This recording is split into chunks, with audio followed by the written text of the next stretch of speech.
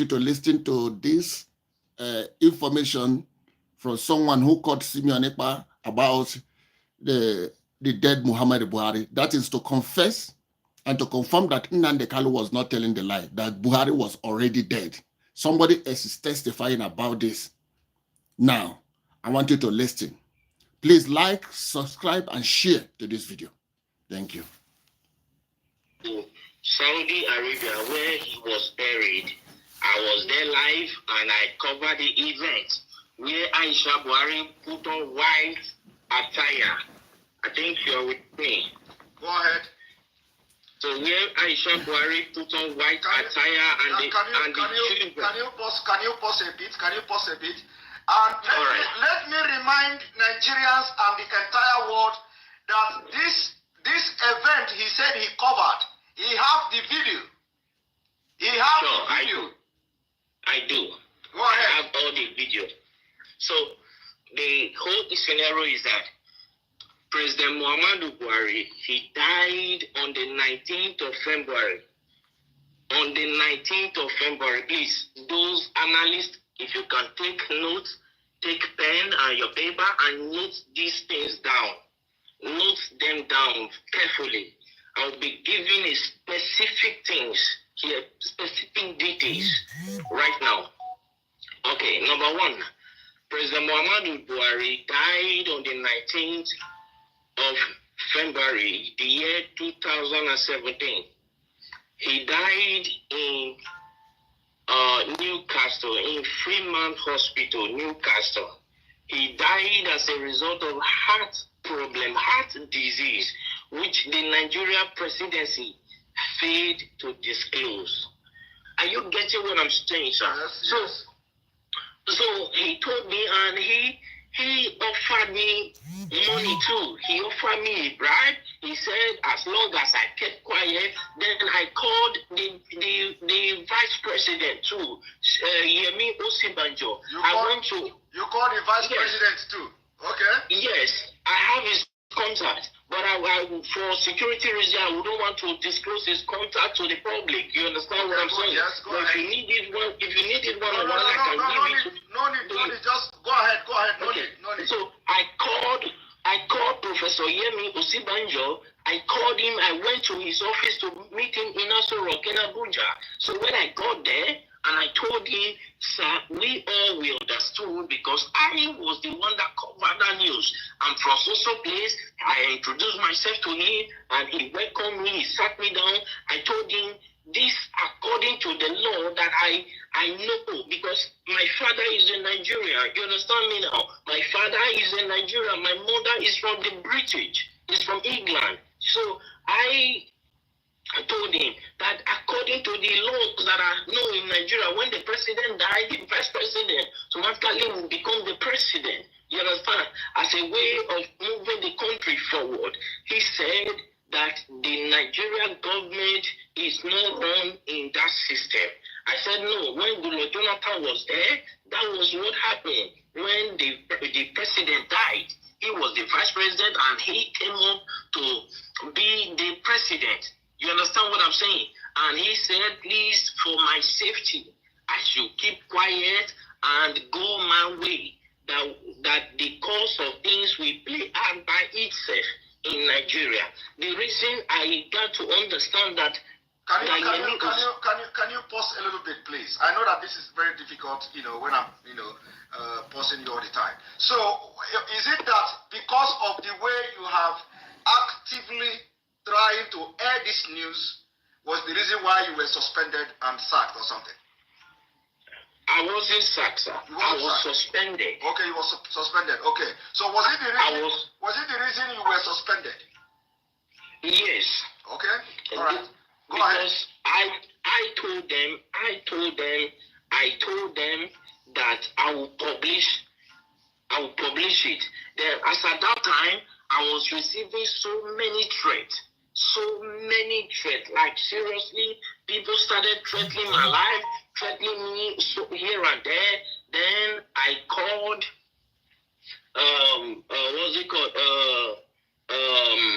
El-Rufai, because El-Rufai was there when when Buhari was being buried in Saudi Arabia. El-Rufai was there, the Sultan of Sokoto was there, Ganduje was there. As at that time, then about 10 or 11 persons, prominent people from Nigeria were there, including other people who came to the burial ground. But the people that were there, El-Rufai was there. The Sultan of Sokoto was there. You understand what I'm saying now? Yes. So when they were burying him in Saudi Arabia, and they started threatening me. At that time, they threatened me. Because I told them I would publish the video. You understand what I'm saying? Yes. Right then. Thank you. First of all, I started doing this on Twitter, but Twitter, they are restricting me. I want to first of all say, you can follow me on Twitter with the name Boris Moro, Boris Moro. Hello. Then on April 17th, one American journalist by name Mark Smith, he came up to say that the corruption going on in Nigeria is unbearable, that he can only imagine how the Nigerians are surviving in that country, that there is corruption everywhere. You understand? So we just talked over all this. But what actually prompted me to come up to this tonight is, one, the Nigerian youth have been suffering 60 years of independence, 60 years of suffering and smiling, and yet the government is taking them for granted. Now the Nigerian youth, they came up to say, no, enough is enough. We don't need this anymore. Let's put an end to this. All what they could do was to send the military to fire them. If they think maybe I am lying, let Aisha Buhari, the wife of the late President Buhari, come up to tell me that the imposter parading himself as the Buhari is her husband. If I am lying, okay, hold it there. First of all, I want you to tell me, because you are one of the best journalists, but people don't know. Like I said, you don't need to mention your name. You don't also need to mention the Nigeria TV station where you work and all that. So now during the time when this man died, I want you to tell me, what did you do? Like, did you contact anybody in Nigeria, like any prominent politicians, and who is the person and what did you discuss? And can you tell us why, what happened that the Nigerian media didn't carry out the news, including? So the Nigeria Aisha was putting on white as a sign of mourning to her husband, who is the late President Muhammadu Buhari. Then the children, according to the Muslim tradition, were putting on black. I have the video, I have the photograph and everything. You understand? Then on the 23rd of February, I was in Ethiopia as a journalist. I moved around. So I was in Ethiopia where the African Union, the AU, hold a summit, a mini silence for late President Muhammadu Buhari on the 23rd of February, the year 2017. Hold on, please, hold on. I know that interrupting you is this kind of thing is very, very difficult, but please, hold on. Now, after covering the event, you went to Ethiopia on the 23rd of April, on the 23rd of February, yes. 2017. And yes. You were there at the African Union Summit or whatever. Yes. You covered it with your own camera as a journalist, and yes. you have the video. Exactly, I do. Go ahead. unfortunate that Abakari is dead. Abakari did not die of COVID-19. Coronavirus did not kill him. They masterminded his death. That is number one. I have proof for everything I'm saying because I am a media person, and for me to say whatever thing, I know I can prove it anywhere on the earth. You understand what I'm saying? First and foremost, when after that we came to Nigeria and we tried to publish the news.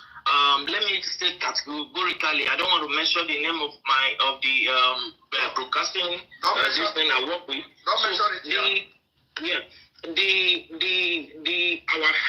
Our firm was suspended by the National Broadcasting Commission, NCC, NBC, National Broadcasting Commission, suspended our firm, our broadcasting station from airing because we carried the news. Because they know they have information that you were there. You were there and they followed everything. So when you came to Nigeria, they suspended your firm. So I'm coming to that, sir. Let's not rush it. Abakari called me to Aso Rock. You understand what I'm saying? Yes. So I flew into Abuja to go and see him, and he told me that if I can keep quiet, that my safety to be alive will be guaranteed, and for my generation to come, no, we suffer again as a result of the bribe he was offering me. You understand what I'm saying? Yes. So I told him, accepting bribe is not the problem, but my conscience will judge me till I die. Yes. So I cannot do that. And to God who made me, I'm saying this categorically, and God Almighty is my witness. I did not take a dime from him. So I left. Then I called Bola Tinubu Asiwaju, okay, the Lagos State richest man on earth. Let me use the word. So I called him on his MTN line. I can call the line now, the MTN line that I use in reaching him. I can say it here. The number is 080-622-40104. That is the number I use in calling Bola Tinubu Asiwaju. So I called him on phone to tell him about the development, and he came on to tell me that I should shut up, I should keep quiet, and so many other trash and nonsense that he told me. That at the end of the day, I was suspended from my work. You understand? As a journalist. Okay, hold it there. So you called Bola Ahmed Tinubu to tell Tinubu, of course you normally call him too. This is not the first time you are calling him, by the way. We normally communicate. Okay, so you called him on this number you called now, 080-622-40104. Yes. And then he tell you to shut up and tell you a lot of things. He specifically, I can still remember, I still have the record of that conversation. You understand? Because as a journalist, you keep record of things because years to come you might need it. You understand me? Okay. So I still have the record of that conversation. So when I called him, he told me that Nigeria is not like other countries. That Nigeria terms of affair revolve and must continue to revolve around the cycle. You understand now? He told me that it must continue to revolve around the cycle. That the system of governance in Nigeria is different from every system of governance in the world on earth. That in Nigeria, transparency is something that they don't toy with, that they try to hide everything, that it's not everything the masses must know. It's not everything the masses, the people of Nigeria must be aware of. And I understand that many of them are hearing me right now. I understand that many of them will come up to say it's a lie, nothing like that happened. But if any of them can come up to challenge me, that this and this and this I'm saying now never happened, I will be very glad, because I will pick it up from there. I will take it to the court, to the International Court of Law. Let Aisha Buhari come up to tell me that the man who he's posting as a Buhari is the real Buhari. I will come up with every evidence, including the video of how he was wrapped with the Nigeria flag, with the green, white, green cloth. I will come up with the video of everything. Let them come and challenge me. Okay, hold it there. So actually, the video and all these pictures were taken away from you, but you have your own backup as a journalist. I always have backup. All right. I always have backup. Go ahead. My camera was seized as a journalist. It was seized at the airport in Lagos. Your camera was seized at the airport as you are coming back to Nigeria? Lagos. Okay. Till today that I'm talking to you, I've never set my eyes on that camera. But you have backup. You understand I didn't know that. You know they have. Of course, I have all my backup. Even this evening, I was going through the backup. I was playing all of them.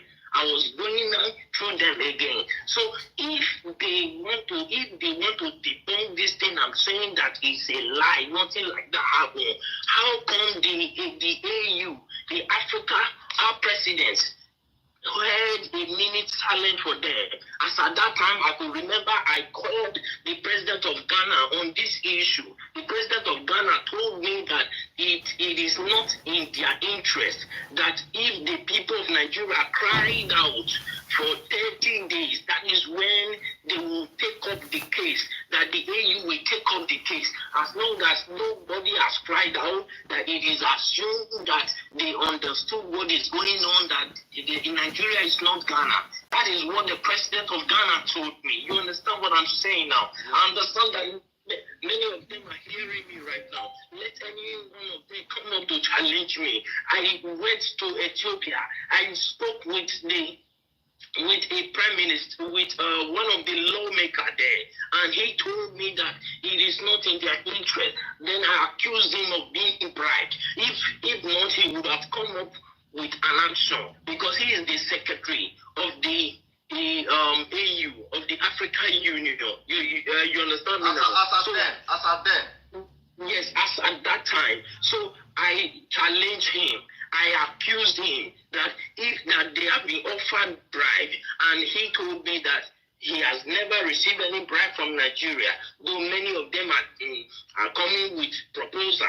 But whether he later accepted bribe, I don't know. You understand what I'm saying now?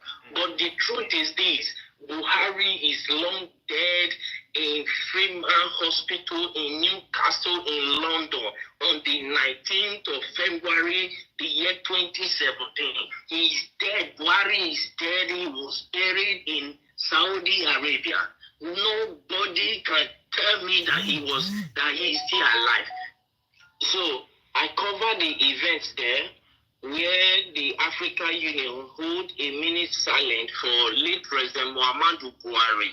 So to show their last respect to the late President Muhammadu Buhari of the Nigeria government. Then on the 28th of February, which I think is the last day of February, then Queen Elizabeth gave a condolence statement to the Nigeria government in respect of late President Muhammadu Buhari, and which went viral. Yes. So all of these, the Nigeria government, led by late Abakari and with the Kaaba, swept under the carpet for selfish and greed reasons. Then on the 2nd of March, Eric Joyce, the ex-British lawmaker, Eric Joyce, ex-British lawmaker, he issued a statement, that a condolence statement to Nigeria for the loss of her president. Are you with me, sir? Yes. Then they swept it under carpet, and the man got angry and came out to say that President Muhammadu Buhari is dead. If President Muhammadu Buhari if they think he is lying, that they should come out to challenge him. You understand what I'm saying now? Yes. They should come out to challenge him in the court of law. That he will come out with every evidence to prove that Muhammadu Buhari is dead. As I talked to you since 2017, till this minute, nobody from the Nigerian government all across the nations of the earth came up to challenge Eric Joyce, the ex-British lawmaker. That went by. Buhari, that I know, if you look, when Nnamdi Kanu came up, you understand, they said that he's talking rubbish. I have never met Nnamdi Kanu on face to face. He doesn't even know me. He doesn't even know whether I'm fair or black. He doesn't know me. And I've never given him anything. He has never given me anything. You understand that? But the truth is, as a journalist, I swear and oath to stand by the truth at all times. Irrespective of what may be at stake, I swear and oath to God and to humanity. And now you no longer work with this television station, and now because of what is going on in Nigeria, you are ready to shatter the table. If I am not answerable to any Nigerian authority, you understand now? When I was suspended, I was waiting if my suspension would be lifted. I waited for a period of 6 months. My suspension was not lifted. Then I resigned. I sent them my resignation letter. Then I left. I started my own firm by myself. You understand me now? Which I am growing by the special grace of God. You understand what I'm saying now? Then what we do, because a lot of people, of course, a lot of people are demanding that we are not going to discuss here. Whether we are going to, how we're going to bring video to start flashing and stuff like that, because we want to be killing them, slowly. So we want to be killing them slowly. It is not going to be boom. So a lot of people are saying we should bring the video. We are not going to respond to that at this point, whether we are going to bring the video or not. But so long as they are following the program, following what we're doing, the videos and evidences will be dropping bit by bit. All right. Thank you. The issue is, thank you, sir. Please, I want to say something, sir. Okay, go ahead. Thank you very much. I appreciate you. I appreciate what you are doing, and I appreciate the good people of Nigeria who stood up to say no, we cannot face this anymore. I appreciate all of you. But one thing we must understand is the spirit of unity has to be strong in the Nigeria youth. You understand what I'm saying? Because any protest that does not last for 30 days cannot draw the attention of the European Union and the African Union. You understand now? So if I'm saying this to the Nigeria youth so that they will understand what they are doing. You understand? Because right now, revolution is what is needed. That is why the Nigeria government are doing everything to block everywhere. That is why they paid people to go and shoot. Those are the people, those are the military that Buhari ordered the shooting. And the governor of Lagos State, Sanwo-Olu said that there was, at first I watched him, he said there was nothing like that. Then I called him on the phone. That was day before yesterday. You called somebody on the phone. You called somebody on the phone the day before yesterday. I have their number. I called him on the phone and I asked him, why are you saying this? It is obvious across the nations of the earth. Why are you saying this? People will come after you. The Nigerian youths that I know there are calm, but when you toy with their simplicity, they will come after you. You understand what I'm saying? Yeah. Then I believe that was later when he came up to say that they thought nobody died, but he began to look for possible means to change his mouth. Then I called Bola Asiwaju. Then when I learned that he was in France, I flew into France to go and see him, but I was not allowed to see him in his France mansion. You understand? Then I called him on his phone. His phone was switched off and he couldn't attend to my call. Then I went to his LinkedIn page. Yeah, I went to his LinkedIn page to contact him. And when I contacted him, he told me that he was never the one that ordered the shooting, though he was aware of it. I was asking him, why did you order people to remove that camera? He said he was not the one, that it was the governor Sanwo-Olu that ordered them to remove it. That nobody can remove it except the governor signed it. So the governor of Lagos State, he was aware of what will happen. He was aware that soldiers were going there. He let any of them come up to say this is not true, and I will publish the voice notes, the voice recording through LinkedIn that I communicated with Asiwaju Bola Tinubu.